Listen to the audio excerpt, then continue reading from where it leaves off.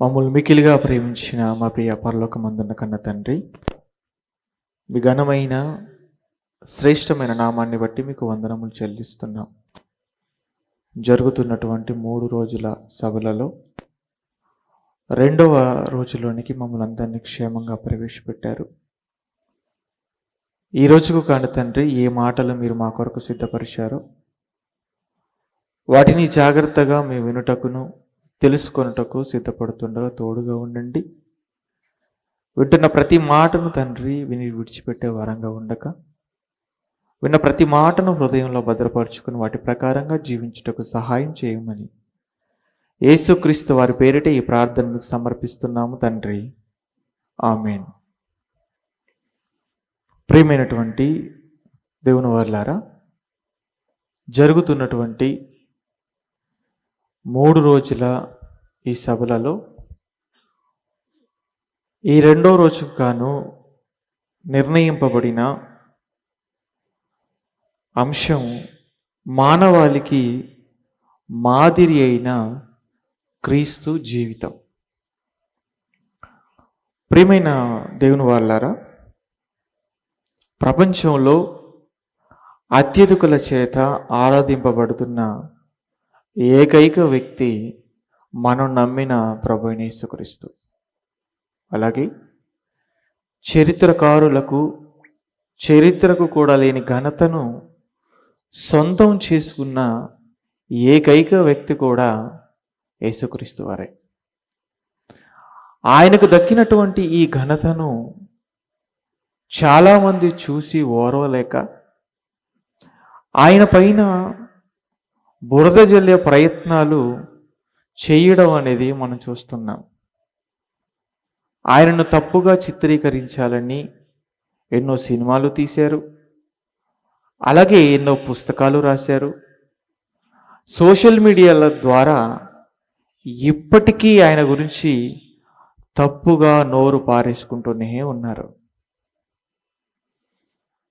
ఏమండి, పండ్లున్న చెట్టుకి రాళ్ళ దెబ్బలు అనేది ఎలా వాస్తవమో, అలాగే యేసుక్రీస్తు వారు గొప్పవాడు గనుక ఆయనను చూసి ఓర్వలేక ఆయన పైన భయంకరమైన నిందలు వేస్తూనే ఉన్నారు ఇప్పటికీ. ఇలాంటి పరిస్థితి ప్రస్తుతం మనం చూస్తున్నాం.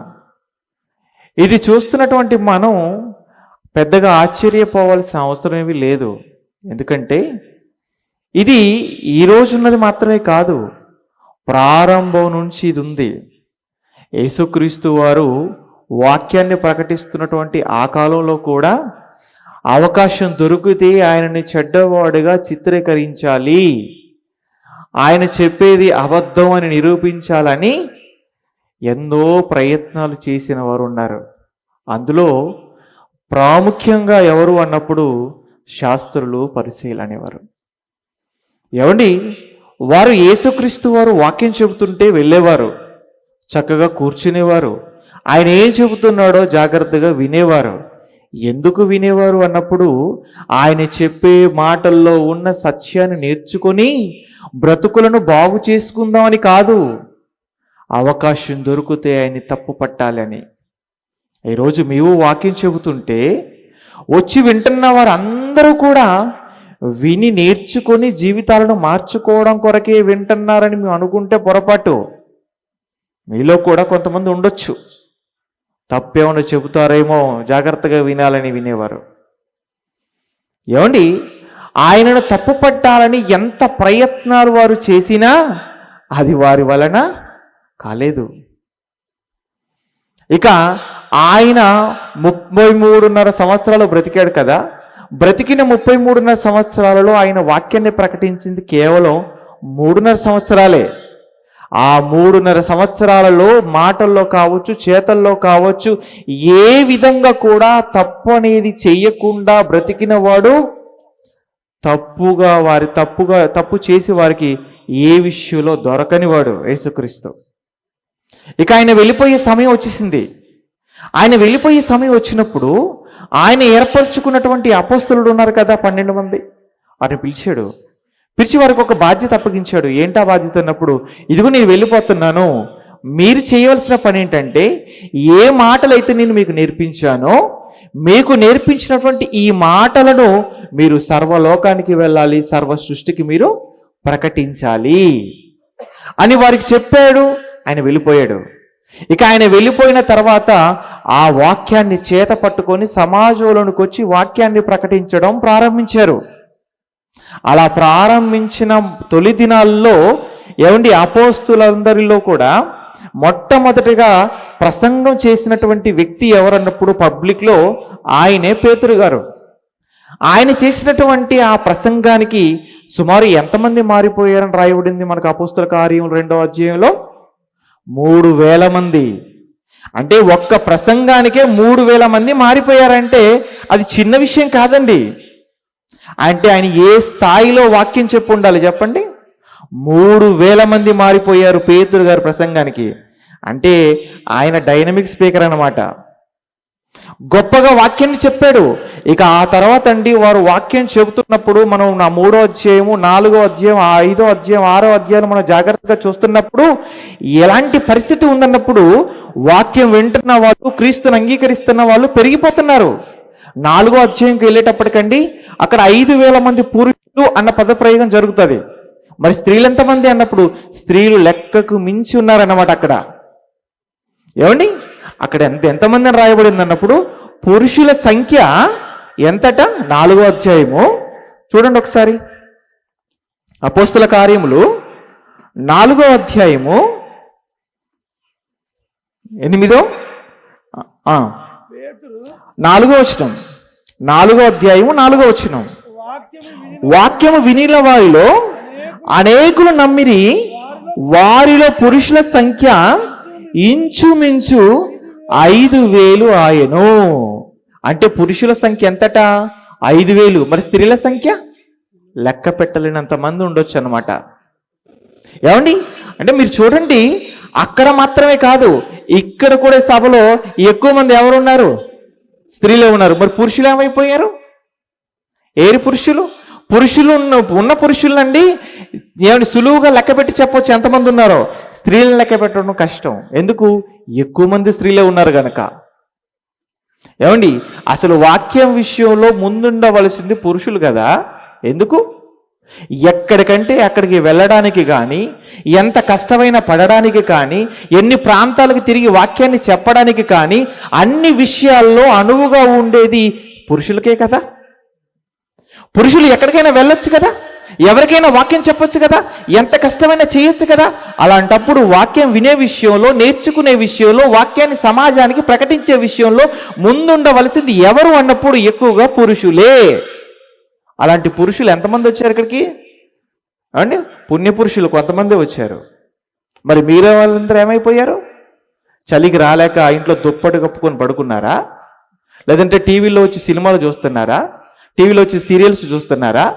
లేదంటే సెల్ ఫోన్లో క్రికెట్ మ్యాచ్లు, లేదంటేనేమో ఈ బిగ్ బాస్ లాంటి షోలు ఏమైనా చూస్తూ పడుకున్నారా? ఏమైపోయారు? వాక్యం వినడానికి రావాలి. ఆ రోజు పరిస్థితి చూడండి, పురుషుల సంఖ్య 5,000 మంది, స్త్రీలు ఎంతమందో తెలియదు. ఇది 4వ అధ్యాయంలో పరిస్థితి. ఇక ఇక్కడ మనం చూస్తున్నప్పుడు జాగ్రత్తగా రోజు రోజుకి క్రైస్తవ్యం పెరిగిపోతుంది, క్రీస్తు అంగీకరించేవారు పెరిగిపోతున్నారనే విషయం అర్థం చేసుకున్న వారు ఎలాగైనా దీన్ని ఆపాలని ప్రయత్నాలు చేశారు. వారిని బెదిరించారు, వారిని చివరికి కొట్టాలనే ప్రయత్నం కూడా చేశారు, కొట్టారు కూడండి. ఆ సమయంలో పేతురు గారు, యోహాను గారు మాట్లాడుతూ ఇదే 4వ అధ్యాయం 20వ వచనంలో ఏమంటున్నారంటే, మీరు ఎట్టి పరిస్థితుల్లో వాక్యాన్ని ప్రకటించొద్దని వాళ్ళు అన్నప్పుడు వీళ్ళు ఏం చెబుతున్నారు? మేము కన్న వాటిని, విన్న వాటిని చెప్పక ఉండమని వారికి ఉత్తరం ఇచ్చారు. ఎవరైతే క్రీస్తును ప్రకటించొద్దని చెబుతున్నారో వారితో వీరు చెబుతున్నటువంటి మాట, మీరు ఎంత చెప్పినా, మీరు బెదిరించినా, మీరు కొట్టినా, మీరు ఏం చేసినా, మేము ప్రత్యక్షంగా చూసిన వాటిని, ప్రభువు నోట విన్న వాటిని ఈ సమాజానికి ప్రకటించకుండా ఉండలేము అన్నారు. అన్న తర్వాత వెళ్ళిపోయి వాక్యాన్ని విస్తృతంగా ప్రకటిస్తున్నారు. ఎంతో మంది వింటున్నారు, విన్న వాక్యాన్ని అర్థం చేసుకుంటున్నారు, వారి జీవితాలను మార్చుకొని క్రీస్తు దగ్గరికి వస్తున్నటువంటి దాన్ని చూడలేక తట్టుకోలేకపోతున్నారు వాళ్ళు. ఎవరి శాస్త్రుల పరిశీలన ప్రధాన యాజకులు అనే వాళ్ళు తట్టుకోలేక వారు ఒక నిర్ణయానికి వచ్చారు. ఏట నిర్ణయం అన్నప్పుడు వీరిని ఎలాగైనా చంపేసేయాలనుకున్నారండి. ఎవరిని? అపోస్తుల్ని చంపాలని వారు అనుకున్నారు. వారు ఎప్పుడైతే ఈ నిర్ణయం తీసుకున్నారో వెంటనే ఒక వ్యక్తి కలుగు చేసుకున్నాడండి. ఎవరా వ్యక్తి అన్నప్పుడు ధర్మశాస్త్రోపదేశకుడైనటువంటి గమలీయేలు. ఆయన కలుగు చేసుకొని ఆయన ఏం చెబుతున్నాడో మనం 5వ అధ్యాయంలో చూద్దాం. ఏమండి, ధర్మశాస్త్రోపదేశకుడైనటువంటి గమలీయేలు ఏం చెబుతున్నాడో మనకు 5వ అధ్యాయము 33వ వచనం నుండి మనం జాగ్రత్తగా చూడగలిగితే, వారు ఈ మాట విని అత్యాగ్రహం తెచ్చుకొని వీరిని చంపనుద్దేశింపగా, సమస్త ప్రజల వలన ఘనత నొందిన వాడును ధర్మశాస్త్రోపదేశకుడునైన గమలీయేలును ఒక పరిసయ్యుడు మహాసభలో లేచి ఈ మనుష్యులను కొంతసేపు వెలుపల ఉంచుడని ఆజ్ఞాపించి వారితో ఇట్లనెను.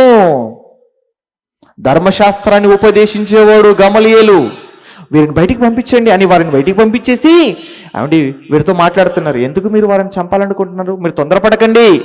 ఎందుకు తొందరపడద్దు అంటే, ఇప్పుడు వీరు క్రీస్తు గురించి చెబుతున్నారు కదా, క్రీస్తుకు ముందు యూదా అనేవాడు వచ్చాడు ఒకడు, అతను ప్రారంభించాడు, అతను కాలగర్భంలో కలిసిపోయాడు. అతనికి ముందు దూదా అనే ఒకడు వచ్చాడు, అతను కూడా నేను గొప్పవాణ్ణి అని చెప్పుకున్నాడు, అతడు కూడా కాలగర్భంలో అతడు చచ్చిపోయాడు. అతను వెంబడించిన వాళ్ళందరూ వ్యర్థులుగా మారిపోయారు. ఇది కూడా ఒకవేళ అలాంటిది అయితే ఇది కూడా కాలగర్భంలో కలిసిపోద్ది. ప్రత్యేకంగా దీనికోసం మీరు ఏదో చేయవలసిన అవసరం లేదు. ఒకవేళ ఇది మనుష్యుల వలన ప్రారంభమైంది కాకుండా దేవుని వలనే ప్రారంభమైంది అయితే మీరు దేవుడికి వ్యతిరేకంగా వెళ్ళిన వారైపోతారు సుమా, జాగ్రత్త అని వారికి జాగ్రత్త చెప్పాడు ఆయన చెప్పగానే కొంచెం వాళ్ళు తగ్గారు. అలా తగ్గిన తర్వాత ఇక ప్రజల్లోకి వెళ్ళిపోతున్నారండి. విస్తృతంగా వాక్యాన్ని ప్రకటిస్తున్నారు అపోస్తులు. ఏమండి, ఆ రోజు వారు వాక్యాన్ని విస్తృతంగా ప్రారంభమయ్యింది. ఆ రోజు నుంచి ఈ రోజు వరకు మన జాగ్రత్తగా ఈ ప్రపంచాన్ని చూసినప్పుడు ప్రపంచ జనాభా 800 కోట్లయితే ఆ 800 కోట్లలో 200 కోట్లకు పైగా క్రైస్తవులు ఉన్నారు, క్రీస్తుని అంగీకరించిన వారు ఉన్నారు. 400 కోట్లకు క్షమించండి, 400 కోట్లకు పైగానండి క్రైస్తవులు. ఏమండి, ఇంతమంది క్రీస్తును అంగీకరించారా? ఇంతమంది క్రైస్తవులుగా మారిపోయారన్నప్పుడు మారిపోయారు. అసలు అంతమందికి ఆయనను స్వీకరించడానికి ఆయనలో ఉన్న గొప్పతనం ఏంటి?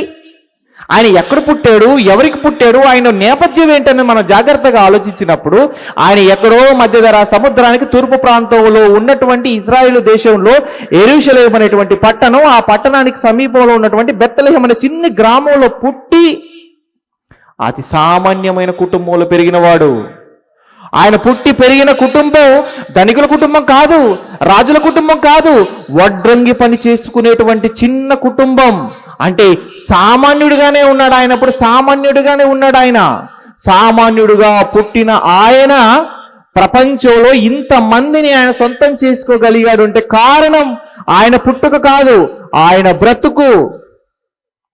పుట్టుకలో ఆయన చాలా చిన్నది పుట్టుక కావచ్చు, సామాన్యమైన పుట్టుక కావచ్చు, కానీ బ్రతుకులో ప్రపంచాన్ని కూడా ఆయన వైపు త్రిప్పుకునే విధంగా బ్రతికాడండి ఆయన. అంత గొప్పవాడు ఆయన. అంత గొప్పవాడు ఎలా అయ్యాడండి అన్నప్పుడు ఆయన అంత గొప్పవాడు అవుతాడని ఆయన గురించి దేవుడు ఎప్పుడో క్రీస్తుకు పూర్వం 700 సంవత్సరాల కాలంలో ప్రవక్తల్లో పెద్ద ప్రవక్త అయినటువంటి యెషయా గారి ద్వారా దేవుడు రాయించాడు. ఒకసారి చూద్దాం ఈ సమయంలో ఆ మాట. యెషయా గ్రంథం 52వ అధ్యాయము 13వ వచనం చూడండి. యెషయా గ్రంథం 52వ అధ్యాయము 13వ వచనం. ఆలకించుడి, నా సేవకుడు వివేకముగా ప్రవర్తించును, అతడు హెచ్చింపబడి ప్రసిద్ధుడై మహాగణుడుగా ఎంచబడును. ఏమండి, ప్రవక్త ద్వారా దేవుడు ఎప్పుడో రాయించిన మాట. ఆయన గొప్పవాడైపోతాడు, ప్రసిద్ధుడైపోతాడు అని. అంటే ఆయన అయ్యాడన్నప్పుడు అయ్యాడు కాబట్టే కదండి ఇన్ని కోట్ల మంది ఆయన దగ్గరకు వచ్చారు. అంతేకాదు, ఎంత మంచి మాట మనకు అక్కడ కనబడుతుంది అన్నప్పుడు ఆయన వివేకముగా ప్రవర్తించేవాడట. ఏమంటే క్రీస్తు వారు వివేకంగా ప్రవర్తించాడన్నప్పుడు చాలా వివేకం అండి.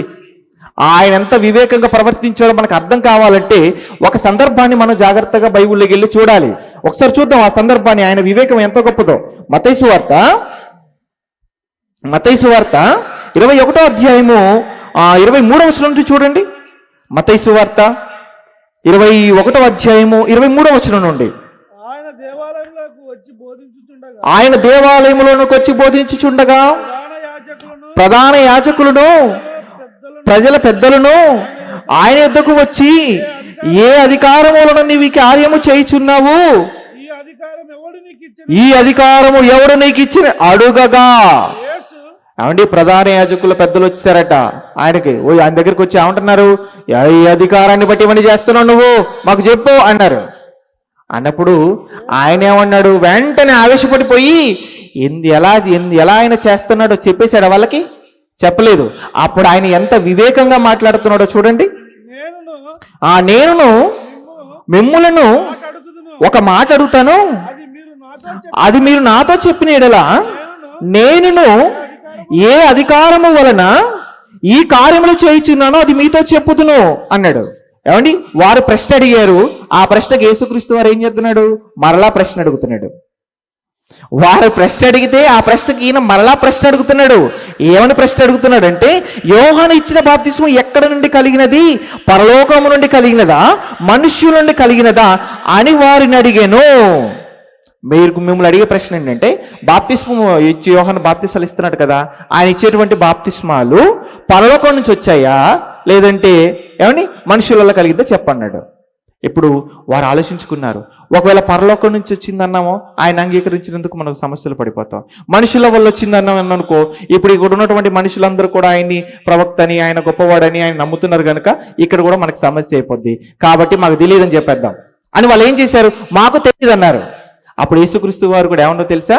మీరు అడిగిన ప్రశ్న సమాధానం కూడా చెప్పండి పోండి అన్నాడు. ఇది వివేకం.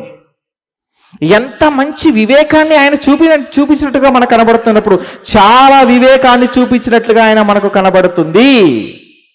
ఏమండి, ఆయన చాలా వివేకము కలిగిన వాడు, అలాగే ప్రసిద్ధుడుగా ఎంచబడతాడని యెషయా గారి ద్వారా చెప్పినటువంటి మాట మనకు చాలా స్పష్టంగా ఆయనలో కనబడుతుంది కదా, కనబడుతుంది.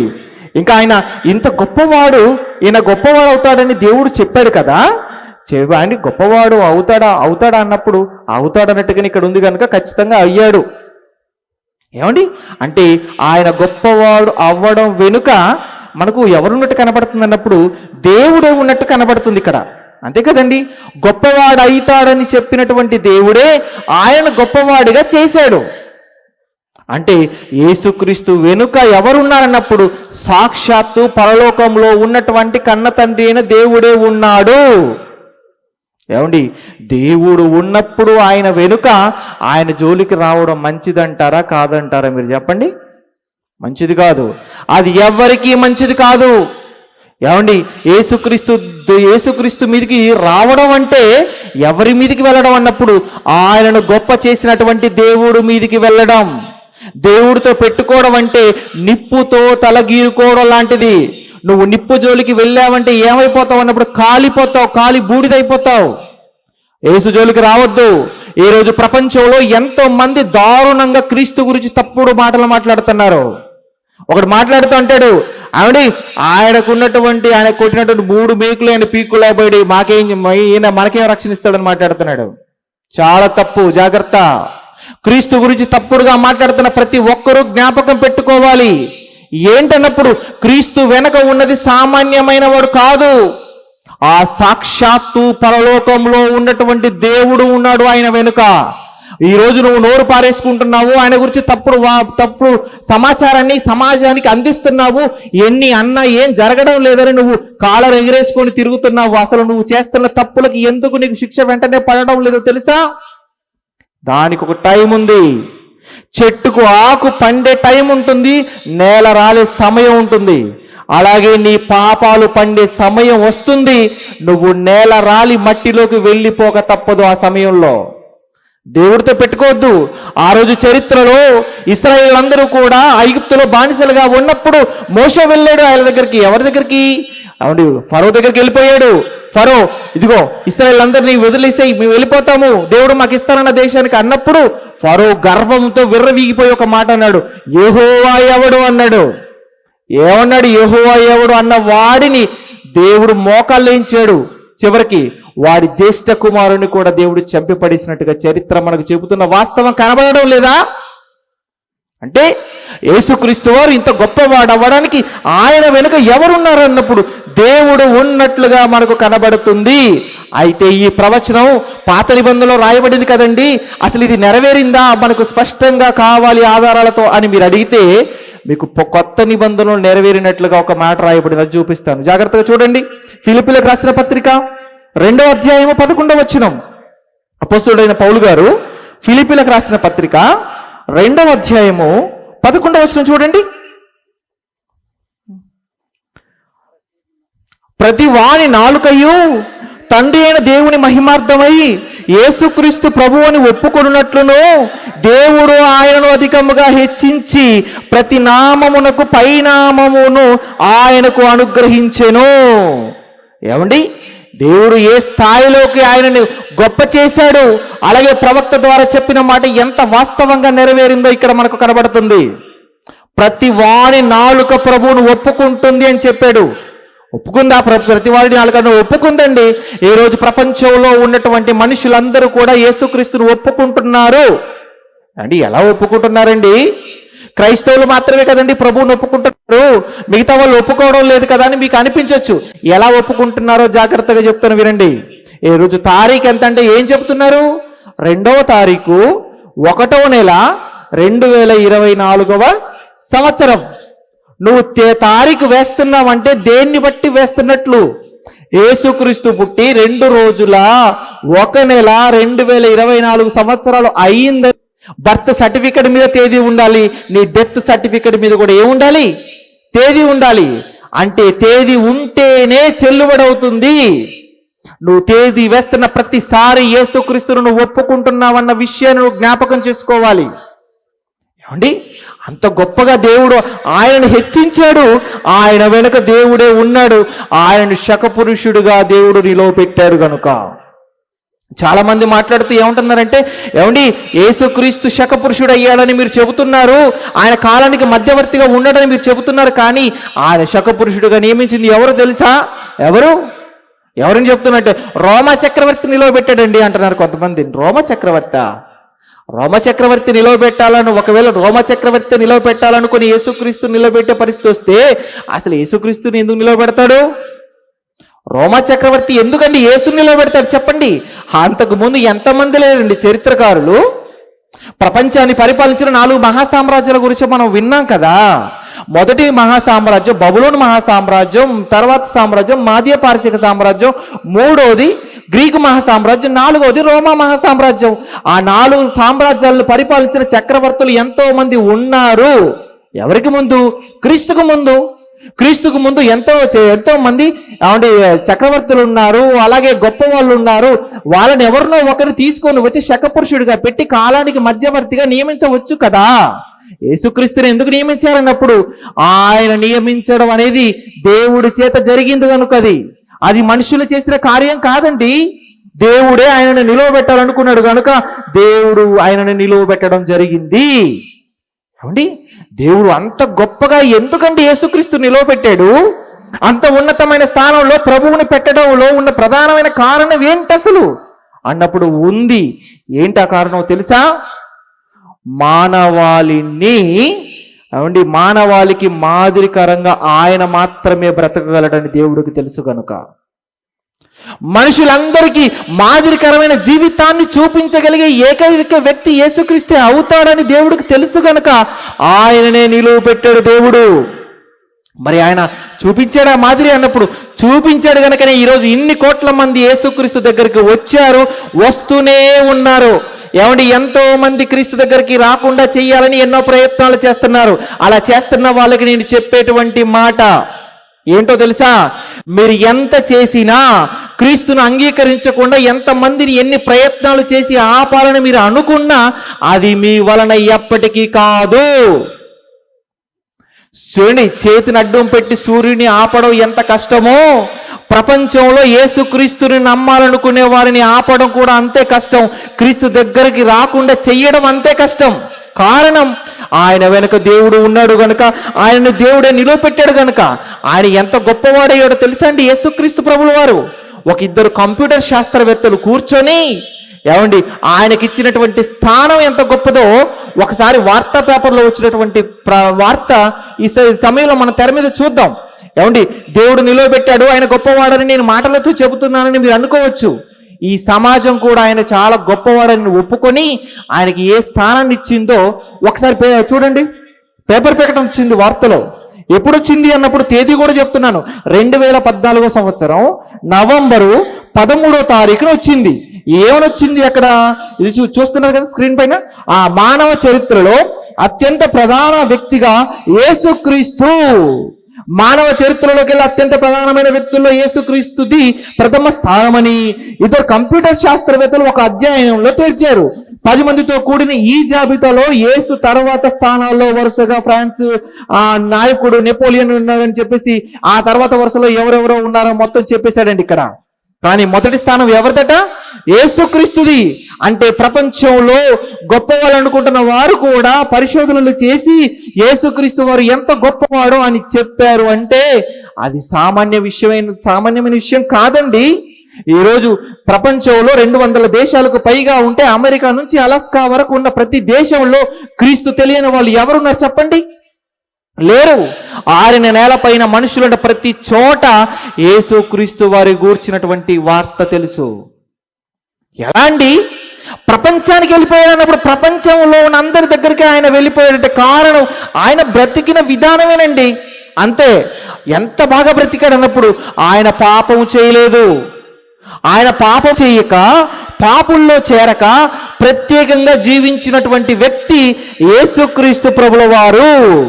ఏమండి ఆయన బ్రతుకు విషయంలోనే కాదండి, ఆయన మాటలతో కూడా ఎంతో మందికి ఆదర్శంగా నిలబడ్డాడు. ఆయన ఆదర్శం అండి, మాదిరండి. ఎంత గొప్ప మాదిరి తెలుసా అండి? ఆయన మాట్లాడిన మాటలు, ఆయన బ్రతుకు విధానం ఎంతో మందిని పురికొల్పింది ఉన్నతమైన కార్యక్రమాలు చేయించడానికి. అందులోనండి ఆయన గురించి ఈ దేశం గొప్పవాళ్ళు అని చెప్పుకుంటున్నటువంటి వాళ్ళలో కొంతమంది గురించి మీకు చెప్తాను ఈ సమయంలో. అందులో ఏమండి స్వామి వివేకానంద. స్వామి వివేకానంద అనగానే ఏమంటే చాలా గొప్పవాడేటప్పుడు చాలా గొప్పవాడు ఈ దేశం ఆయన గురించి ఎంతో ఉన్నతంగా మాట్లాడుతుంటుంది. ఆయన ఒక సందర్భంలోనట అమెరికా వెళ్ళాడట. అమెరికాలో చికాగో అనే పట్టణంలో ఒక సభకు అటెండ్ అయ్యాడట. ఆ సభలో ఒక ప్రసంగం ఇచ్చాడట. అంతే, ఒక ప్రసంగం చేశాడట. చేసినటువంటి ఆ ప్రసంగానికి అమెరికన్స్ అందరూ లేచి నిలబడి గట్టిగా చప్పట్లు కొట్టేశారట. దానికి మన దేశం ఎంత పొంగిపోయింది, ఎంత గర్వపడిందంటే ఇదిగో భారతదేశంలో పుట్టినటువంటి స్వామి వివేకానంద అమెరికాలో ఉన్న వాళ్ళతో చప్పట్లు కొట్టించుకున్నాడు, ఎంత గొప్పవాడు అని చెప్పేసి ఆయన గురించి ఓరెత్తే వార్తలు ఆ సమయంలో. ఆయన గొప్పవాడైనప్పుడు గొప్పవాడే అని కాదని అనడం లేదు. నువ్వు గొప్పవాడంటున్నటువంటి స్వామి వివేకానంద ఎవరిని గొప్పవాడు అంటున్నాడో కూడా నువ్వు తెలుసుకోవాలి. ఎవరిని గొప్పవాడు అంటున్నాడు తెలుసా? ఆయన యేసుక్రీస్తును గొప్పవాడు అంటున్నాడు. గొప్పవాడు అని అనడం మాత్రమే కాదు, ఆయన గురించి స్వామి వివేకానంద ఏం మాట్లాడుతున్నాడో అంటే తెరపైన చూద్దాం. ఏమండి అక్కడ ఇది ఇంగ్లీష్లో ఉంది, నేను తెలుగులో చదువుతున్నాను చూడండి. Had I lived in Palestine in the days of Jesus of Nazareth I would have washed his feet not with my tears but with my heart bloods అన్నాడండి. నేను కాని క్రీస్తు ఉన్న కాలంలో పాలస్తీనాలో పుట్టి ఉంటే లేదా నేను నివసించి ఉంటే నేను ఆయన కాళ్ళను నీళ్ళతో కాదు, నేను ఏం చేసామనంటే నా గుండెల్లో ప్రవహించే రక్తంతో కడిగేవాడిని అన్నాడు. ఏంటండి ఈ మాట? గుండెల్లో ప్రవహించే రక్తంతో నేను యేసుక్రీస్తు వారు పాదాలు కడిగేవాడినని ఈ దేశం గొప్పగా చెప్పుకుంటున్నటువంటి స్వామి వివేకానంద ఆ మాట అన్నాడు. అంటే యేసుక్రీస్తు వారు మాటలు ఎంత ప్రభావితం చేశాయో స్వామి వివేకానంద గారిని మనకు అర్థం కావాలి.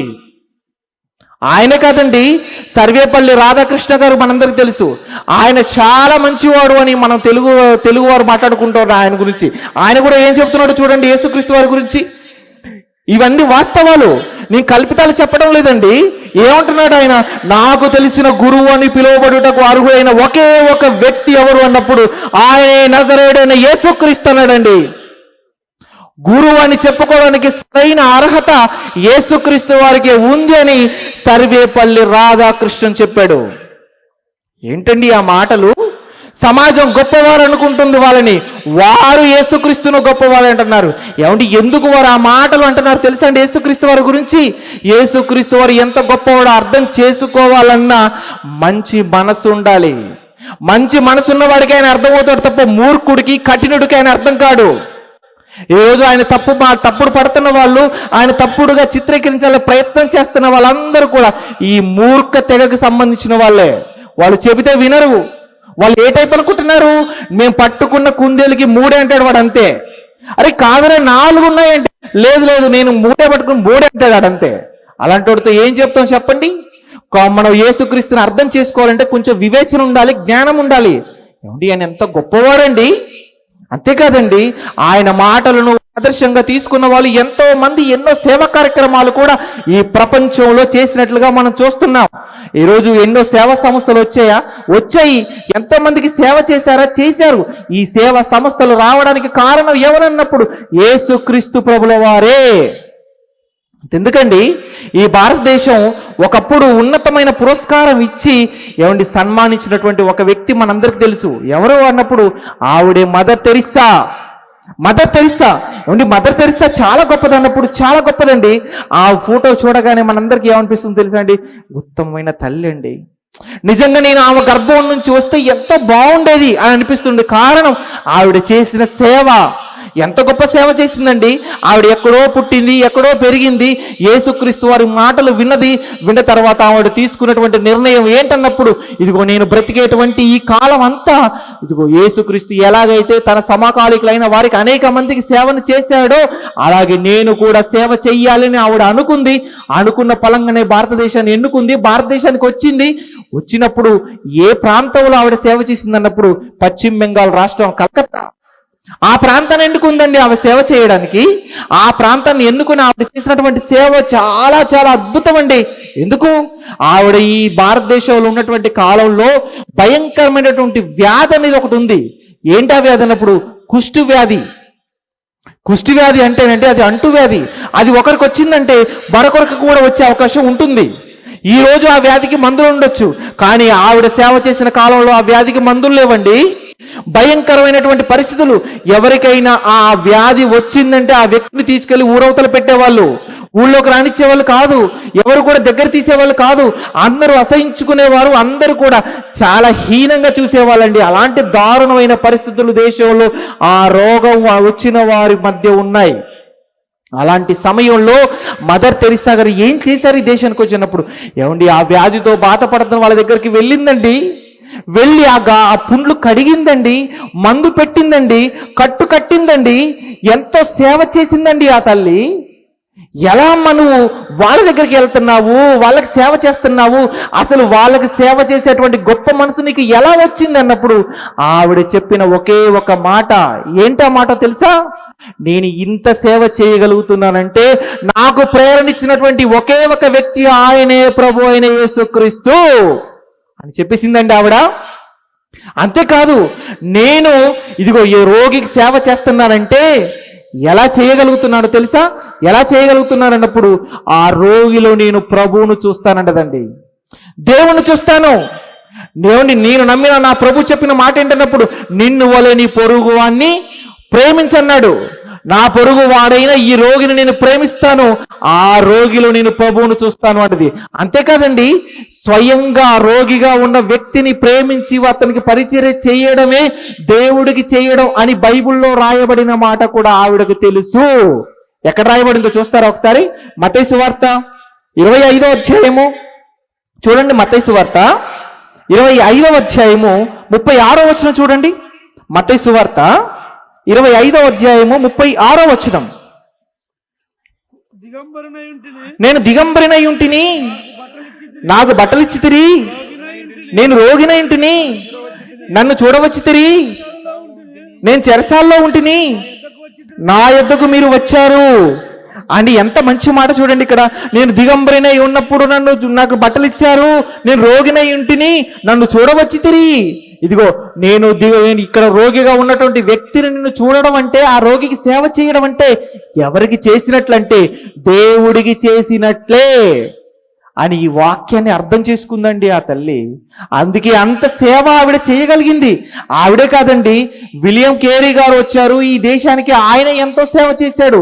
ఎంతో మంది మిషనరీస్ వచ్చారు, ఆరోగ్యపరంగా సేవ చేశారు, సువార్త ప్రకటించారు, పల్లె గ్రామాలకు వెళ్ళారు, ఎన్నో అభివృద్ధి కార్యక్రమాలు చేశారంటే కారణం వారికి ప్రేరణిచ్చినటువంటి ఒకే ఒక వ్యక్తి, ఆయనే ప్రభు అయిన యేసుక్రీస్తు. యేసుక్రీస్తు ఎంత గొప్పవాడు చూడండి. ఎంతమందికి తన జీవితం మాదిరి అన్నప్పుడు ఎంతో మందికి ఆయన మాదిరిగా నిలవబడ్డాడు. అనేక కార్యక్రమాలు జరగడానికి కారణమయ్యాడు. అంతేకాకుండా మన దేశానికి ఆ స్వాతంత్రం తీసుకొచ్చినటువంటి మహాత్మా గాంధీ గారు ఉన్నారు కదండి. ఆయన ఈ దేశంలో చెప్పినటువంటి ఎన్నో మాటల్లో అన్ని మనకు గుర్తుండవు, కానీ ప్రధానంగా మనకు గుర్తుండే మాటలు రెండే రెండు. ఏంటి ఆ మాటలు అంటే, మహాత్మా గాంధీ గారు ఏం చెప్పారో తెలుసా అంటే ఏం చెప్పారు? నీ కుడి చెంప మీద కొట్టు, అని వైపు నీ ఎడమ చెంప కూడా త్రిప్పు అన్నాడు. ఏమండి ఈ మాట ఎవరిదనుకుంటున్నారు? ఆ రోజు మహాత్మా గాంధీ గారు ఆ మాట చెప్పగానే దేశ ప్రజలందరూ చప్పట్లు కొట్టేశారండి. అబ్బా ఎంత గొప్ప మంచి మాట చెప్పాడండి, ఎంత తగ్గించుకొని ఉండాలని, ఎంత గొప్ప మాటను ఈ దేశానికి ఇచ్చాడండి, ఎంత మంచి సందేశం ఇచ్చాడండి గాంధీ గారు అని చెప్పి అందరూ చప్పట్లు కొట్టారు. కానీ ఆ మాట ఎవరిది?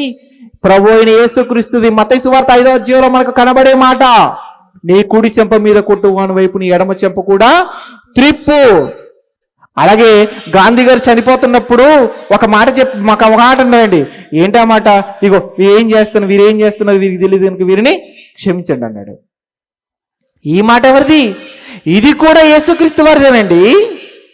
ఇది కూడా యేసుక్రీస్తు వారిదే. అంటే యేసుక్రీస్తు వారు పలికిన మాటలు ఎంత మందిని మార్చాయి, ఎంత ప్రభావం చూపించాయి అన్నప్పుడు చాలా ప్రభావాన్ని చూపించాయి. ఏమండి అంత ప్రభావాన్ని ఆయన చూపించడంలో, ఇంతమందికి ఆయన మాదిరిగా బ్రతకడంలో అసలు ముఖ్యమైన కారణం ఏంటండి? ఏంటా ముఖ్యమైన కారణం అన్నప్పుడు, ముఖ్యమైన కారణం రెండు విషయాలు. ఏంటా రెండు విషయాలు తెలుసా అండి? యేసుక్రీస్తు వారు చేత పట్టినటువంటి ప్రేమ ఒకటైతే, రెండవది క్షమ. ఒకటి ప్రేమ, రెండవది క్షమ.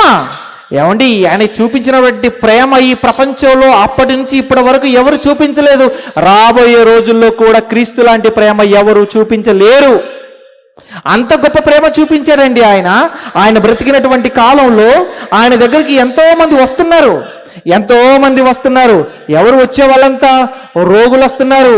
అయ్యా నేను చిన్నప్పటి నుంచి భయంకరమైన రోగంతో బాధపడుతున్నాను అన్నప్పుడు ఆ రోగిని స్వస్థపరిచాడు. ఎంతో మంది కళ్ళు లేక బాధపడుతున్న వారికి కళ్ళు ఇచ్చాడు, కాళ్ళు లేని వారికి కాళ్ళు ఇచ్చాడు. అలాగే చనిపోయిన వారిని కూడా తిరిగి లేపాడు. అంతేకాదు ఆయన వాక్యాన్ని ప్రకటిస్తున్నటువంటి సమయంలో ఆయన మాటలు వినడానికి వచ్చారు. 3 రోజులు కూర్చున్నారు. ఆయన చెప్పే మాటలన్నీ విన్నారు. విన్న తర్వాత ఇంటికి వెళ్ళిపోవడానికి సిద్ధపడ్డారు. వాళ్ళు వెళ్ళడానికి సిద్ధపడ్డారు కనుక వెళ్ళిపోతే పోనీ అనుకోలేదు. అయ్యో వచ్చారు, ఇక్కడ కూర్చున్నారు, 3 రోజులు నేను చెప్పే ప్రతి మాట జాగ్రత్తగా విన్నారు, ఇప్పుడు తిరిగి ఇంటికి వెళ్ళిపోతున్నారు కదా. వెళ్ళిపోయే వాళ్ళు మధ్యలో ఎక్కడైనా ఆకలితో కళ్ళు తిరిగి పడిపోతే ఎలా అని ప్రభు ఆలోచించి వారికి అన్నం పెట్టాడండి, బట్టలు ఇచ్చాడండి. ఏంటండి అంటే వారికి అన్నం పెట్టాడు, బట్టలు లేని వారికి బట్టలు ఇవ్వమని చెప్పాడు. ఎంత గొప్పవాడండి యేసుక్రీస్తు. అంటే ప్రతి విషయంలో ఎంతో ఆలోచించి ఎంతో సేవ చేసిన వ్యక్తిగా మనకు కనబడుతున్నాడు. ఎంతో ప్రేమ చూపించిన వ్యక్తిగా ప్రభు కనబడుతున్నాడు. అంతేకాదండి ఆయన ఇవి మాత్రమే చేయలేదు. ఉన్నతమైన మాటలతో ఎంతో మంది జీవితాలను నిలవపెట్టాడు ఆయన. హృదయాలను మార్చాడు ఆయన, జీవితాలను నిలవపెట్టాడు ఆయన. అందులో ఎంతో మంది మనకు బైబిల్లో కనబడతారు. కానీ అందులో ప్రత్యేకంగా ఒక వ్యక్తి గురించి మనం ఈ సమయంలో చూద్దాం బైబిల్ తెరిచి. ఏమండి యోహాను సువార్త 8వ అధ్యాయము, యోహాను సువార్త 8వ అధ్యాయము 1వ వచనం నుండి చూడండి. యోహాను సువార్త 8వ అధ్యాయము 1వ వచనం నుండి. యేసు ఒలీవల కొండలకు వెళ్ళిను. తెల్లవారగానే యేసు తిరిగి దేవాలయంలో వచ్చాడు. అలా వచ్చినప్పుడు ప్రజలందరూ ఆయన ఎద్దుకు వచ్చిరు కనుక ఆయన కూర్చుండి వారికి బోధించుచుండెను. యేసుక్రీస్తు వారు ఒలీవ కొండకి వెళ్ళిపోయాడు. తెల్లవారగానే దేవాలయానికి వచ్చాడు. వచ్చేటప్పటికి ప్రజలందరూ ఆయన దగ్గరికి రాగానే వారందరికీ మంచిగా వాక్యాన్ని చెబుతున్నాడండి. ఏమంటే వాక్యాన్ని చెప్తున్నాడు. ఎంత మంచి వాక్యాన్ని చెబుతుంటాడు కాబట్టి కదండి అంతమంది వస్తున్నారు. అంతే కదా, వాక్యం బాగా చెబుతున్నారంటే వినడానికి ఎంతోమంది వస్తారు కదా. అలాగే యేసుక్రీస్తు వారు చాలా ఉన్నతంగా వాక్యాన్ని చెబుతున్నాడు కనుకనే ఎంతోమంది ప్రజలు వచ్చేస్తున్నారు, వచ్చి జాగ్రత్తగా వాక్యం వినడానికి కూర్చున్నారు. వాళ్ళు కూర్చోగానే ఆయన వాక్యం చెప్పడం అనేది ప్రారంభించాడు. వెంటనే శాస్త్రులు పరిసయ్యులు ఏం చేశారంటే, వ్యభిచారము చేయుచుండగా ఒక స్త్రీని చూసి ఆ స్త్రీని పట్టుకొని వచ్చారండి. వ్యభిచారం చేస్తున్నటువంటి స్త్రీనట తీసుకొని వచ్చారు, ఆయన ముందు నిలవబెట్టారు. ఏమండి, ఇక్కడ ఒక ప్రశ్న, అసలు వ్యభిచారం అనేది ఒక్కరు చేసే పనా, ఇద్దరు చేసే పనా చెప్పండి? ఒకరు వ్యభిచారం చేస్తారా? లేదు. వ్యభిచారం అనేది జరగాలంటే ఇద్దరు ఉండాలి. మరి ఇక్కడ ఎవరు కనబడుతున్నారు? వ్యభిచారము చేయిచుండగా మేము చూసాము, పట్టుకొని వచ్చామని స్త్రీని తీసుకొచ్చి ముందు నిలవబెట్టారు. స్త్రీని మాత్రమే చూపిస్తున్నారు, కానీ పురుషుడేడి? అంటే వీళ్ళంతా పక్షపాతులై ఉంటారా? మగాడు కాబట్టి వదిలేద్దామని వదిలేశారా? లేకపోతే వచ్చినటువంటి గుంపులోనే ఒకడవాడు? ఏమండి, ఏమో మనకు తెలియదు. కానీ ఈ స్త్రీని మాత్రం తీసుకొని ఆయన ముందు నిలవబెట్టి ఆయన్ని ప్రశ్న అడుగుతున్నారు. నువ్వు వాళ్ళకి వాక్యం చెప్పేది ఆపేసి మేము ప్రశ్న అడుగుతాం, మాకు సమాధానం చెప్పు అంటున్నారు. ఏంటి ఆ ప్రశ్న? ఇదిగో మోషే నియమించినటువంటి ధర్మశాస్త్ర ప్రకారంగా వ్యభిచారమందు పట్టబడినటువంటి స్త్రీని రాళ్లతో కొట్టి చంపాలని ఉంది కదా, ఇప్పుడు నువ్వేం చెబుతావు చెప్పు అని అడుగుతున్నారు. ఏమండి, మోషే ధర్మశాస్త్రాన్ని ఇచ్చాడు. ఇచ్చిన ధర్మశాస్త్ర ప్రకారంగా వ్యభిచారం చేసేటువంటి స్త్రీని రాళ్లతో కొట్టి చంపాలి అని ఉంది అన్న విషయం తెలిసినప్పుడు వీళ్ళే అక్కడ ఆ పని చేయొచ్చు కదా, ఎందుకు ఇక్కడ వరకు తీసుకొచ్చారు అన్నప్పుడు, ఎందుకంటే వీళ్ళు ఇదిగో మనం ఆయన ముందు నిలవబెడదాం, నిలవబెట్టిన తర్వాత ఆయన ఒకవేళ ధర్మశాస్త్రం ప్రకారంగా చెబుతాడా లేదా వేరే ఏదైనా చెబుతాడా? ఒకవేళ ఆయన ధర్మశాస్త్రానుసారంగా కాకుండా వేరే ఏదైనా చెబితే వెంటనే ఇదిగో ధర్మశాస్త్రానికి వ్యతిరేకంగా మాట్లాడాడు అని రాళ్లతో ఆయన కొట్టి చంపాలని చెప్పి తీసుకొచ్చారండి. ఎంత దుర్మార్గంగా ఉన్నారు చూడండి వీళ్ళు. అంటే ఈయనను రాళ్లతో కొట్టాలన్న ప్లాన్తో ఈయన తీసుకొని వచ్చారండి. తీసుకొని వచ్చిన తర్వాత వీళ్ళ చెడ్డ మనసులు ఎరిగిన వాడుగా ప్రభు ఏమన్నాడో తెలుసండి? మీలో ఏ పాపము చేయని వాడు మొట్టమొదటి రాయి వేయండి అన్నాడు. అంతే. మీలో ఏ పాపము చేయని వాడు ఎవడైనా ఉంటే మీరు పాపము చేసింది అని ఏ స్త్రీనైతే ఇక్కడ నిలబెట్టారో ఆ స్త్రీ మీద రాయి వేయండి అని చెప్పాడండి. ఎప్పుడైతే ప్రభు ఆ మాట చెప్పాడో ఏమండి, ఒక్కడు కూడా వెనక్కి తిరిగి చూడకుండా పారిపోయారు అందరూ. ఎందుకు? అందరూ పాపులే కనుక. అప్పుడు యేసుక్రీస్తు వారండి ఆవిడ చూశాడండి. ఆవిడ చూసి ఆవిడతో ఎంత మంచిగా మాట్లాడుతున్నాడు తెలుసా? నిజంగా ఈ మాట నాకు ఎంతో నచ్చిన మాట అండి. ఎందుకు? ఆయన వ్యభిచారం చేసేటువంటి స్త్రీని కూడా ఎంత మంచి పదంతో ఆయన పిలుస్తున్నాడో చూడండి ఒక్కసారి అక్కడ. ఏమండి, మనకు పదవచనం చూడండి. 10వ వచనం నుండి, యేసు తలెత్తి చూచి అమ్మా వారెక్కడ ఉన్నారు అన్నాడండి. యేసుక్రీస్తు వారు తలెత్తి ఆవిడని చూశాడు. చూసి ఆవిడ నన్ను ఏమని పిలుస్తున్నాడు తెలుసా? అమ్మా అని పిలుస్తున్నాడు. అమ్మా అని. ఎవరిని? వ్యభిచారము చేసేటువంటి స్త్రీని కూడా అమ్మా అని పిలిచిన క్యారెక్టర్ కలిగిన ఒకే ఒక్కడు నేను నమ్మిన నా యేసు. ఎంత గొప్పవాడండి ఆయన! వ్యభిచారం చేసే స్త్రీని అమ్మా అని ఎవరు పిలవగలరు చెప్పండి? ఏమండి, ఈవిడ వ్యభిచారం చేస్తుంది అన్న స్త్రీ ఎవరైనా కళ్ళ ముందు కనబడ్డప్పుడు ఆవిడని ఏ దృష్టితో చూస్తారో, ఆవిడ గురించి ఎంత అసహ్యంగా మాట్లాడుకుంటారు చెప్పండి. కానీ యేసు ఆమెను ఒక్క మాట లేదండి, అమ్మా అమ్మా అని పిలిచాడండి. ఆయన పిలిచినటువంటి పిలుపుకి ఆవిడ మనస్సు మారిపోయి ఉంటుంది. ఎందుకు? ఆవిడ ఏమని ఉండొచ్చు తెలుసా ఆ సమయంలో? అయ్యా, ఇంతవరకు నేను చేసేటువంటి వ్యభిచార వృత్తిని బట్టి నన్ను రావే అన్నారు, పోవే అన్నారు, నన్ను అసహించుకున్నారు, నన్ను హేళన చేశారు, కానీ ఇంతవరకు నన్ను అమ్మ అని పిలిచిన వాళ్ళు ఒక్కరు కూడా లేరయ్యా. నువ్వు మాత్రమే అమ్మాని పిలిచావయ్యా అని ఆవిడ గుండె పగిలిపోయేలా విలపించుంటుంది. అప్పటి నుంచి ఆవిడ జీవితం మారిపోయింది. అంటే యేసుక్రీస్తు వారు చూపించినటువంటి ప్రేమ, ఆయన మాట్లాడిన మాటలతో మనుషుల యొక్క మనసులను మార్చాడు అనడానికి ప్రత్యక్ష సాక్ష్యం మనకు కనబడుతున్నటువంటి ఈ స్త్రీ. ఇలా ఆయన ఎంతో మంది జీవితాలను ఆయన మార్చాడండి. అంతేకాదండి, ఆయన పాపులుగా బ్రతుకుతున్నటువంటి ప్రపంచ మానవాళి కోసం ఒక అద్భుతమైనటువంటి త్యాగం చేశాడు. ఏంటా త్యాగం? చూడండి ఒకసారి మత్తయి సువార్త 26వ అధ్యాయము 28వ వచనం. మత్తయి సువార్త 26వ అధ్యాయము 28 వచనం చూడండి. 26వ అధ్యాయము 28వ వచనం. ఇది నా రక్తము అనగా పాప క్షమాపణ నిమిత్తము అనేకల కొరకు చిందింపబడుతున్న నిబంధన రక్తము అన్నాడు. ఇది నా రక్తము, ఇది నా రక్తము, ఇదిగో పాప క్షమాపణ నిమిత్తము అనేకుల కొరకు చిందింపబడుతున్నటువంటి నిబంధన రక్తం అన్నాడండి. అంటే ప్రపంచ మానవాళి పాపముల కోసం ఆయన రక్తాన్ని చిందించాడు. ఏమండి, ఎంత ఎంత ఎంత రక్తాన్ని చిందించాడండి ప్రభు అన్నప్పుడు. ఏమండి, ఆయన ఆ ప్యాకెట్ రక్తాన్ని చిందించాడు అనుకుంటున్నారా? 1 లీటర్ రక్తాన్ని చిందించాడు అనుకుంటున్నారా? లేదు, ఆయన శరీరంలో ఉన్న ఆఖరి రక్తపు బొట్టు వరకు చిందించాడు ఆయన. ఏమండి, శిలువ పైన ఉన్నప్పుడు బల్లెంతో పొడిచాడండి సైనికుడు. పొడిచినప్పుడు ఏమొచ్చింది అన్నప్పుడు ఆయనలో నుంచి నీళ్ళు వచ్చాయి. నీళ్ళు ఎప్పుడు వస్తాయి అన్నప్పుడు శరీరంలో రక్తం అంతా అయిపోయిన తర్వాత వచ్చేవి. అంటే చివరి రక్తపు బొట్టు వరకు కార్చేశాడండి. ఎవరి కోసం? పాపములో మ్రగ్గిపోతున్నటువంటి ప్రపంచంలో ఉన్న మనుషులమైన మనందరి కోసం విలువైన ఆయన రక్తాన్ని మన కోసం కార్చాడు. మనం ఎలాంటి వాళ్ళం చెప్పండి? మనకు విలువైనది అనుకున్న దేన్నైనా ఎదుటి వ్యక్తికి ఇవ్వడానికి ఇష్టపడతామా చెప్పండి? బంగారం ఎవరికైనా ఇస్తారా మీరు? ఏమండి, మీ ఇల్లు ఎవరికైనా అప్పగిస్తారా? లేదు. మీ దృష్టికి విలువైన వీటిని ఎవరు చివరికండి వాడుకునే బండి కూడా ఒక వ్యక్తికి ఇవ్వడానికి ఆలోచిస్తారు. అవునా కదా? ఎవరైనా ఇంటికి వచ్చి అంటే బండి బజార్కి వెళ్ళొస్తాను అన్నాడు అనుకోండి, తీసుకెళ్ళిపోండి అంటారా? అనరు. బండి ఇవ్వడానికి కూడా 100 సార్లు ఆలోచిస్తారు మీరు. కానీ ఆయన శరీరంలో ఉన్న ఆఖరి రక్తపు బొట్టు వరకు కార్చాడు. కారణం ఏంటన్నప్పుడు ఏమండి, అందరినీ ఆయన రక్షించాలనుకున్నాడు కనుక, అందరి పాపాలను ఆయన తీసివేయాలనుకున్నాడు కనుక, ఆయన అమితంగా అందరినీ ప్రేమించాడు కనుక. అంటే ప్రేమతో ఆయన చేసిన కార్యం ఇంత గొప్పది అన్నప్పుడు ఇంత గొప్పది.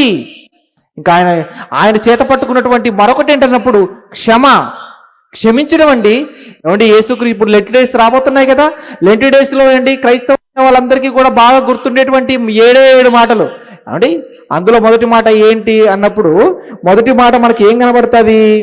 మొదటి మాట ఆయన అంటాడు, ఇదిగో తండ్రి వీరు ఏమి చేస్తున్నారు వీరికి తెలియదు కనుక వీరిని క్షమించండి. ఏమంటే యేసుక్రీస్తు వారు అసలు ఆయన బ్రతికినటువంటి కాలంలో, ఆయన సేవ చేసేటువంటి సమయంలో ఎన్ని మాటలు చెప్పాడు చెప్పండి? ఎన్ని మాటలు చెప్పాడు అండి? ఆయన చెప్పిన మాటలు అన్నీ గుర్తుండవు, కానీ ఈ 7 మాటలు మాత్రమే బాగా గుర్తుంటాయండి. ఈ లెంట్ డేస్లో వాటి గురించే ఎక్కువ. ఏమండి, ఆయన చెప్పినటువంటి మంచి మాట ఏంటంటే, ఇదిగో వీరు ఏం చేస్తున్నారో వీరికి తెలియదు కనుక వీరిని క్షమించండి తండ్రి అన్నాడు. ఏం చేస్తున్నారు వాళ్ళు? భయంకరంగా ఆయన కొడుతున్నారు.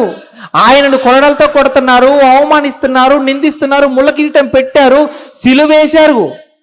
ఆయనకు మరణదండన వేసినా వారి విషయంలో ఆయన అన్న మాట ఏంటో తెలుసండి? తండ్రి వీరు ఏమి చేస్తున్నారో వీరికి తెలియదు, వీరిని క్షమించు తండ్రి. అంటే ఆయన ప్రాణం తీసేవారిని కూడా క్షమించమని చెప్పిన గొప్పవాడు యేసుక్రీస్తు. క్షమించడం నన్ను ఎంతో ఆలోచింపచేసింది. అందుకు నేను ఏ రికార్డింగ్కి వెళ్ళినా కానీ ఆయన్ని స్మరించుకుంటానంటున్నాడు. మరి మీరు స్మరించుకుంటారా ఎక్కడికి వెళ్ళినా కానీ యేసుక్రీస్తుని? లేదు. మనం ఏ స్థితిలో ఉన్నా చూడండి, అన్యుడిగా ఉన్నాడండి ఆయన క్రీస్తు యొక్క ఆయన క్షమ గుణాన్ని అర్థం చేసుకున్నట్లుగా మనకి ఇక్కడ కనబడుతుందండి. ఎంత గొప్పవాడు ప్రభు అన్నప్పుడు, చాలా గొప్పవాడు. ఆయన ఎలాగైతే ఆయన ప్రాణం తీసేవారిని కూడా క్షమించారో, మీ ఎడల కూడా ఎవరైనా తప్పు చేస్తే క్షమించమని నేర్పించాడు. అనేక మంది ఆ మార్గంలో నడిచినట్లుగా కూడా మనం చూస్తున్నాం. మనం నడుస్తున్నామో లేదో ఆ విషయంలో మనకు తెలియదు, కానీ చరిత్రలో ఎంతమంది నడిచారండి. అందులో ప్రాముఖ్యంగా ఒక వ్యక్తి గురించి ఈ సమయంలో మనం మాట్లాడుకోవాలి. ఎవరా వ్యక్తి తెలుసా అండి? గ్రహంస్టైన్ భార్య అండి. గ్రహస్టైన్ అనగానే ఆయన కూడా మిషనరీగా ఈ దేశానికి వచ్చాడు. ఒరిస్సా రాష్ట్రంలో వెనకబడిన ప్రాంతాలకు వెళ్ళాడు. తన కుటుంబంతో ఇక్కడ తిరుగుతున్నాడు. అనారోగ్యంతో బాధపడుతున్న వాళ్ళకు వైద్యం చేస్తున్నాడు, సేవలు చేస్తున్నాడు. దానితో పాటు క్రీస్తుని గురించినటువంటి సువార్త ప్రకటిస్తున్నాడు. ఎంతో గొప్ప సేవ చేస్తున్నాడండి.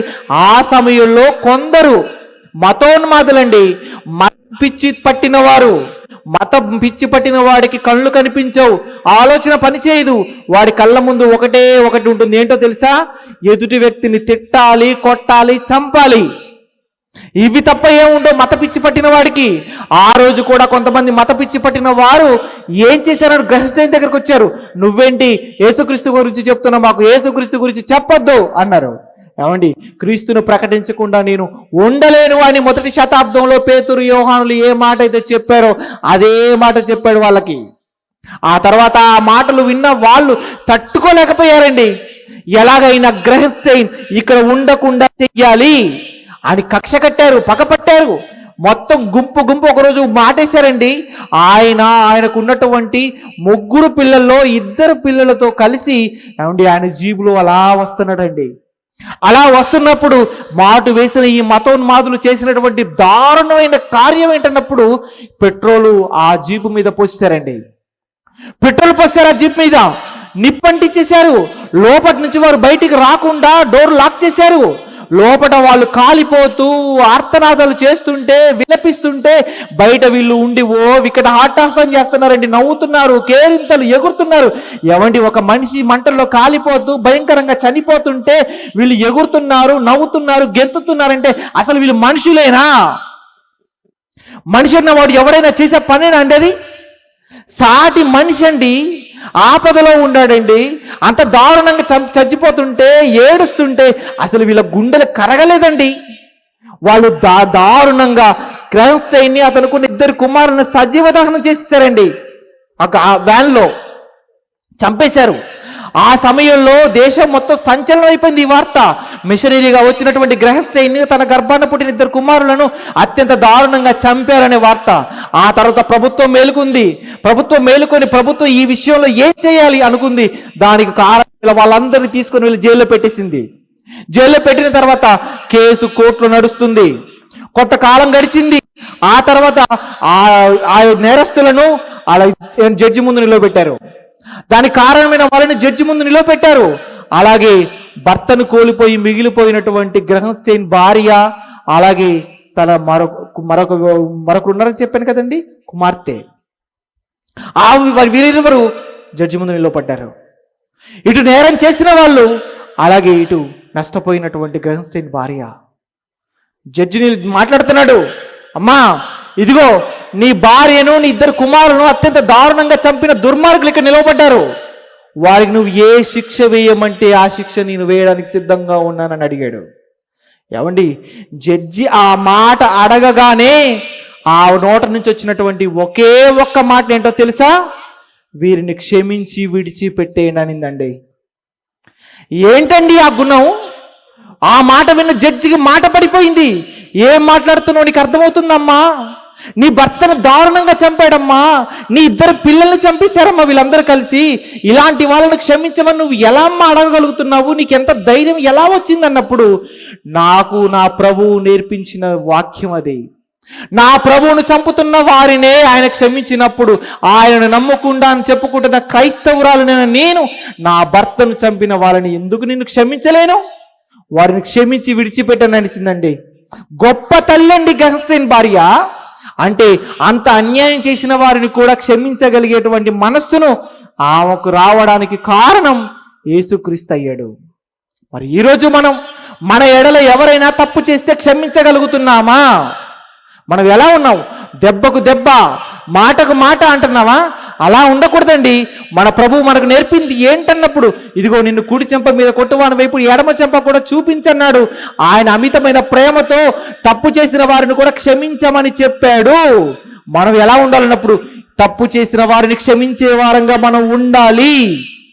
ఏమండి, అలాంటి మనసు కలిగిన వారముగా క్రైస్తవులమైనటువంటి మనం అందరం ఉండాలండి. అలా ఉన్నప్పుడు ఈ సమాజం ఏమవుతుందన్నప్పుడు మారుతుంది. ఏమండి, యేసుక్రీస్తు అలా ఉన్నాడు కనుక ఎంతో మందిని మార్చాడండి.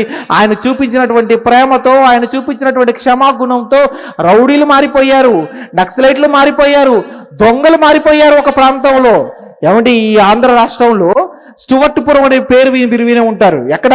చీరాల ప్రాంతానికి దగ్గరగా ఉంటుంది స్టువర్ట్పురం అనేటువంటి ఒక ఊరు. ఆ స్టువర్ట్పురంలో ఒకప్పుడు అందరూ దొంగలే ఉండేవాళ్ళట. అంటే అందరూ వాళ్ళ వృత్తిని దొంగతనాన్ని వాళ్ళ వృత్తిగా ఎంచుకున్నవారు. వారు కానీ ఒకవేళ బ్యాంకును చూసి ఈ బ్యాంకులో ఉన్న ధనాన్ని ఈ రాత్రి కాజేయాలని వాళ్ళు అనుకుంటే ఎంతమంది బందోబస్తున్నా బ్యాంకు ఖాళీ అవ్వాల్సిందే. అంత ఎక్స్పర్ట్స్ అనమాట వాళ్ళు. ఆ ఊర్లో ఉన్న వాళ్ళందరూ అదే వృత్తి, దొంగతనమే. అలాంటి వాళ్ళందరినీ మార్చి ఆ ఊరు పేరే సువార్తపురంగా మారిపోయేలా చేసిన ఏకైక వ్యక్తి యేసుక్రీస్తు ప్రభు మాత్రమేనండి. మార్చేశాడండి దొంగలందరినీ. ఇది నేనంటున్న మాట కదండి, హెచ్ఎం టీవీలో ఒక రోజు వచ్చిన వార్త. నేను కల్పితాలు చెప్పడం లేదు, మతాన్ని బోధించడం లేదు, ఏదో క్రైస్తవ్యులోనికి మిమ్మల్ని తీసుకొని రావడానికి ఏదో నేను ఎత్తులు పై ఎత్తులు కుయుక్తులు ప్రయోగించి మాయ మంత్రాలు ఏమీ చేయడం లేదు. వాస్తవాలు మాత్రమే నేను మీకు ప్రకటిస్తున్నాను. యేసుక్రీస్తు వారు ఎంత గొప్పవాడు మాత్రమే నేను మీకు చెబుతున్నాను. అంతమందిని ఆయన మార్చాడు, అంతే మందిని మార్చగలిగినాడు. కారణం ఆయన చూపించిన ప్రేమ, ఆయన పట్టుకున్నటువంటి క్షమ. ఏమండి, ఈరోజు క్రైస్తవులు అంటే మనం కూడా సమాజానికి ఏం చెబుతున్నాం? మంచిని చెబుతున్నామండి, మంచిని చెబుతున్నాం. ఈరోజు ఈ 3 రోజులు సభలు పెట్టుకున్నటువంటి ఈ సభల్లో మనం ఏం నేర్పిస్తున్నాం అన్నప్పుడు మంచి నేర్పిస్తున్నాం.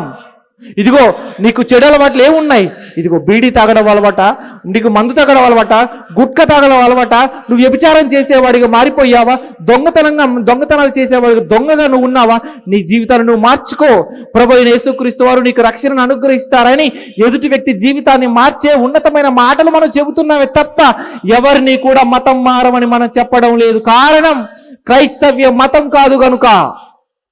ఏమండి, 66 పుస్తకాలలో ఎక్కడైనా క్రైస్తవ్య మతం అన్న పదప్రయోగం జరిగింది అన్నప్పుడు ఎక్కడా క్రైస్తవ్య మతం అన్న పదప్రయోగం మనకు కనబడదు. ఏం కనబడుతుంది అన్నప్పుడు? మార్గం. క్రైస్తవ్యం అంటేనే మార్గం. ఎక్కడికి మార్గం? భూమి మీద ఉన్నటువంటి మనిషిని పరలోకంలో ఉన్న దేవుడి యొద్దకు చేర్చే మార్గమే క్రైస్తవ్యం. మనిషి జీవితాన్ని బాగు చేసేదండి క్రైస్తవ్యం. ఈ రోజు క్రైస్తవులుగా మారిన వారి జీవితాల్లో మనం చూస్తున్నప్పుడు ఎంత సంతోషంగా బ్రతుకుతున్నారన్నప్పుడు క్రీస్తును బట్టి.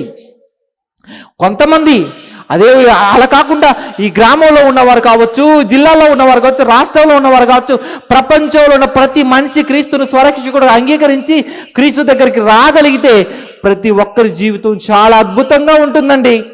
ఎంత అద్భుతంగా ఉంటుందో చెప్పమంటారా? ఏ ఇంటికి తలుపులు తాళాలు కూడా అవసరం లేనంత అద్భుతంగా ఉంటుంది. ఏమండి, అందరూ క్రైస్తవులు అయిపోతే, అందరూ క్రీస్తుని స్వరక్షకుడిగా అంగీకరిస్తే ఎవరింటికి తలుపులు తాళాలు అవసరం లేదు. ఎందుకు? అసలు దొంగే ఉండడు గనుక. మనం ఇంటికి ఎందుకంటే తలుపులు పెడుతున్నాము? ఎందుకంటే ఇంత పెద్ద పెద్ద తాళాలు వేస్తున్నాం అన్నప్పుడు ఎవడు ఎట్నుంచి వచ్చి ఏమి ఎత్తుకెళ్ళిపోతాడో, ఎట్నుంచి దొంగ వస్తాడో అన్న భయంతోటే కదా మనం అవన్నీ చేస్తున్నాం. క్రీస్తుని నమ్ముకొని క్రైస్తవులుగా మారిపోతే అందరూ కూడా అసలు దొంగతనాలే జరగవు, నేరాలే జరగవు, కోర్టు ఖాళీ అయిపోతాయి, జైలు ఖాళీ అయిపోతాయి, అసలు పోలీసు వ్యవస్థ కూడా అవసరం లేదు. కారణం అసలు నేరం చేసేవాళ్ళు లేడు కనుక. అంత గొప్ప మార్గం అండి యేసు చూపించిన మార్గం. క్రీస్తు ఎంత గొప్పవాడన్నప్పుడు మనుషులందరికీ కూడా మాదిరికరమైన జీవితాన్ని చూపించిన గొప్పవాడండి. ఆయన గురించి చెబుతున్నాం. ఏమండి, నేను ఆయన మార్గంలోకి వచ్చినందుకు చాలా గర్వపడతాను. కారణం నా జీవితాన్ని మార్చాడు కనుక ఈరోజు నేను మీ ముందు నిలవబడ్డాను. ఇంత గొప్పగా దేవుని మాటలు మాట్లాడగలుగుతారంటే కారణం యేసుక్రీస్తు ప్రభుల వారండి. ఆయన జీవిత విధానమై నాకు మాదిరి. ఇలా ఆయనను నమ్ముకుంటే జీవితాలు మారిపోతాయని చెబుతున్నామే తప్ప మతం మారండి అని మనం ఎవరికి చెప్పడం లేదు.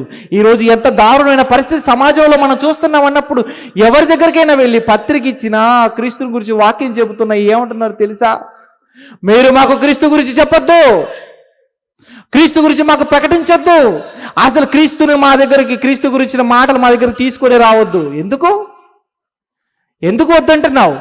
క్రీస్తు ఏం చేస్తున్నాడయ్యా? నీకు అన్యాయం, నీ జీవితాన్ని మారుస్తున్నాడయ్యా, నీకు మంచి చేస్తున్నాడనయ్యా. ఆయన మంచి చేసేవాడిని వద్దా? మంచి చేసేవాళ్ళు వద్దా? మంచి చెప్పేవాళ్ళు వద్దు. మంచి చేసేవాడిని సమాజం కోరుకోదండి. ఆ రోజు యేసుక్రీస్తు కావాలా, బరబ్బ కావాలంటే సమాజం ఎవరిని కోరుకుంది? బరబ్బ కావాలి మాకు, యేసుక్రీస్తు వద్దు మాకు అనింది. ఈ రోజు సమాజం కూడా ఎవరిని కోరుకుంటుందండి? దొంగల్ని కోరుకుంటుందండి, దుర్మార్గులను కోరుకుంటుందండి, భయంకరమైనటువంటి నేరగాలను కోరుకుంటుంది తప్ప మంచి మాటలు చెప్పే క్రీస్తును, క్రైస్తవులను ఈ సమాజం వద్దంటుంది. ఇక ఈ సమాజాన్ని ఎవరు కాపాడతారు చెప్పండి? మంచి మాటలు చెప్పేవారే వద్దంటున్నారంటే ఏమైపోతారు మీరందరూ? వద్దు. క్రైస్తవులకి మీరు అడ్డం చెప్పకండి. క్రైస్తవులు ఏం చేస్తారు అన్నప్పుడు మనుషుల యొక్క జీవితాలను మారుస్తున్నారు. కారణం ఇదిగో వీరి జీవితాలను మార్చిన గొప్పవాడు యేసుక్రీస్తు వారు గనుక. ఎవరి మరి అంత గొప్ప వాడని యేసుక్రీస్తుని మనం నమ్ముకున్నామని చెప్పుకుంటున్నాం కదా. మరి మనం సమాజంలో ఎలా బ్రతకాలి అన్నప్పుడు క్రీస్తు వలె బ్రతకాలి. ఏమండి, సమాజం క్రీస్తును నమ్మిన క్రైస్తవులుగా చెప్పుకుంటున్నటువంటి మనల్ని చూసినప్పుడు అనవలసినటువంటి మాట ఏంటన్నప్పుడు ఒకటే అండి. ఏమండి, 2000 సంవత్సరాల క్రితం ఈ భూమి మీదకి క్రీస్తు అని ఆయన వచ్చాడట, ఆయన బ్రతికాడట, ఆయన వెళ్ళిపోయాట. ఆయనను మేము ప్రత్యక్షంగా చూడకపోయినా ఆయనను నమ్ముకున్నామని చెప్పుకుంటున్న క్రైస్తవులను మేము చూస్తున్నప్పుడు ఆ క్రీస్తే మాకు కనబడుతున్నాడండి అని ఆయన నమ్మామని చెప్పుకుంటున్న మనల్ని చూసి అనాలి. అంటే మన మాటల్లో, మన చేతల్లో, మన ప్రవర్తనలో, ప్రతి విషయంలో మనకి ఎవరు కనబడాలన్నప్పుడు యేసుక్రీస్తు కనబడాలి. కారణం మనకు ఆయనే మాదిరి గనుక ఏ విషయంలో, బ్రతుకుటలో. కాబట్టి ప్రేమైన దేవుని వాళ్ళారా, మానవాళికి మాదిరి చూపించినటువంటి యేసుక్రీస్తు జీవితం, ఇప్పటి వరకు విన్న మాటలను మన జీవితంలో సమాజానికి చూపించే వారంగా మనం ఉండాలి. ఏమంటే అందుకోసమేనండి యేసుక్రీస్తు ఈ భూమి మీదకి వచ్చాడు. కనుక ఈ మాటలు విన్నటువంటి మీరందరూ, నాతో సహా మనం అందరం ఈ సమాజానికి యేసుక్రీస్తును చూపించే వారంగానే బ్రతకాలి. అలా బ్రతికి ఈ జీవితాన్ని మనం ముగించుకోవాలి. ఏమండి, ఆలస్యం అయిపోయింది.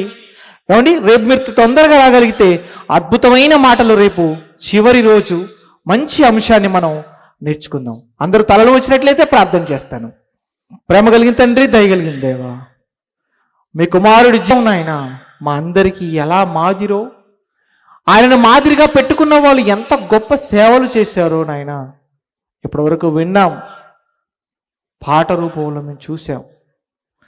ఏ మాటలైతే మేము విన్నామో, ఏవైతే చూసామో తండ్రి, వాటిని మా జీవితంలో అనుసరిస్తూ ఈ సమాజానికి మీ కుమారుడు, మా రక్షకుడైన యేసుక్రీస్తు వారిని నాయన మాలో చూపించే వారంగా మేమందరం బ్రతుకున్నట్లు సహాయం చేయమని వేడుకుంటూ, రేపు చివరి రోజు సభ నాయన ఉన్నతమైన మాటలు నాయన మేమందరం మాట్లాడుకొని వినే భాగ్యాన్ని మా జీవితంలో అనుగ్రహిస్తారని నమ్ముతూ, మీ పిల్లలు తండ్రి ఇళ్ళకు వెళుతుండగా తోడుగా ఉండండి, క్షేమంగా వారి గమ్యస్థానానికి చేర్చమని ప్రార్థిస్తూ, యేసుక్రీస్తు వారి నామమున ఈ ప్రార్థన మీకు సమర్పిస్తున్నాము తండ్రి.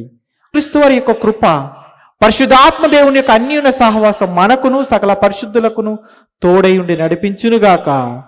ఆమేన్.